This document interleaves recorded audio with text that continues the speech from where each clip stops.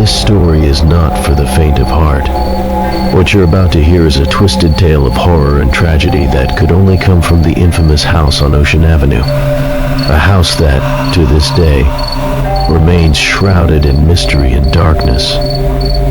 In December 1974, the DeFeo murders shocked the quiet community of Amityville, New York. 6 members of the DeFeo family were slaughtered in their beds by the eldest son, Ronald DeFeo Jr., who claimed to have been driven by voices whispering in the dark. A year later, the Lutz family moved into the now infamous home, only to flee 28 days later, claiming they had been tormented by supernatural forces.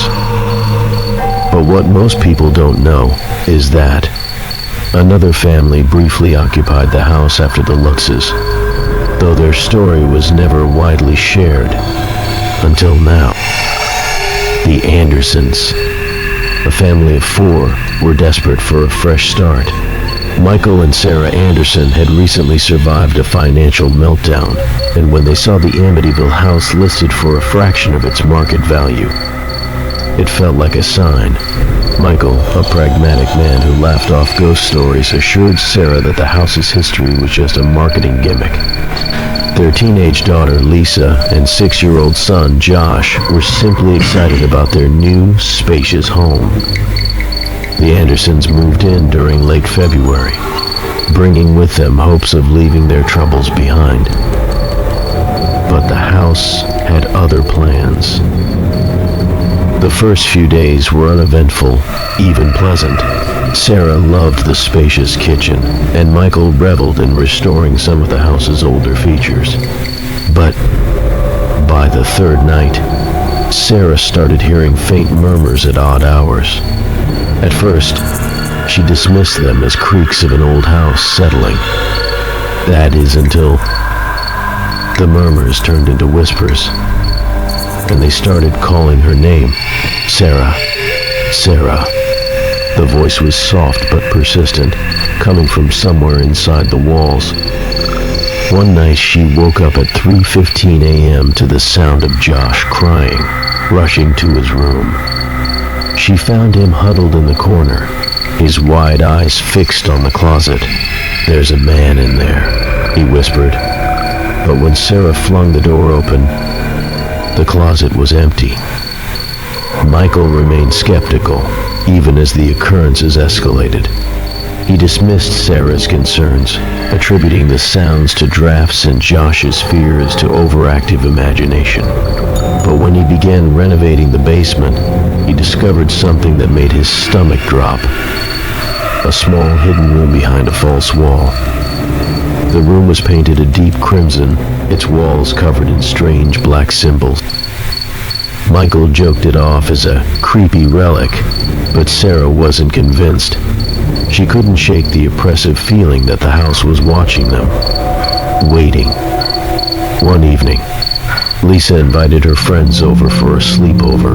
The girls decided to explore the house, laughing as they dared each other to go into the basement. But their laughter quickly turned to screams when the door slammed shut behind them. Trapped in the pitch-black basement, they heard something breathing. When Michael finally got the door open, the girls were huddled together, sobbing, with scratches down their arms and legs. None of them could explain how they got there. Michael, still trying to maintain control, decided to sleep in the basement one night, determined to prove there was nothing to fear. But when Sarah went to check on him in the morning, she found him pale and shaking, clutching a Bible he hadn't owned before. He refused to speak of what he'd experienced. As the days turned into weeks, the atmosphere in the house grew suffocating.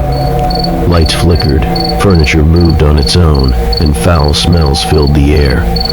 Josh began talking to an imaginary friend he called Jody, describing it as a pig with glowing red eyes. Lisa, once vibrant and cheerful, became withdrawn, claiming she saw shadows following her in the hallways.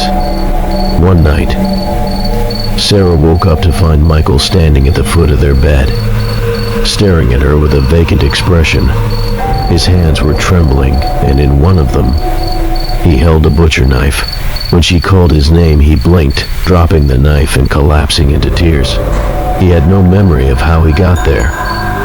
The breaking point came exactly 28 days after they'd moved in.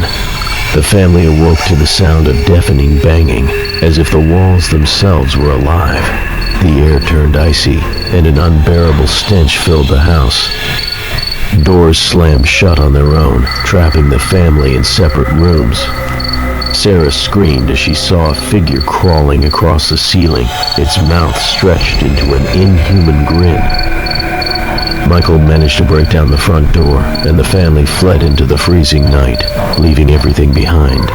As they stood on the lawn, gasping for breath, they watched in horror as the house seemed to breathe, its windows flashing like eyes in the darkness. The Andersons never returned to the house. They sold it at a loss and moved out of state, refusing to speak of their experience. Sarah later confided in a priest who claimed the house was a gateway, a place where evil seeped into the world. The Amityville house remains a subject of fascination, but the Anderson story is one most people have never heard. Maybe they didn't want to believe it. Maybe they just didn't want to know what happens when you live in a place where the walls themselves hold secrets too terrible to imagine. And so the house sits, quiet for now, waiting for its next victims, waiting for someone to call it home. Would you dare to step inside?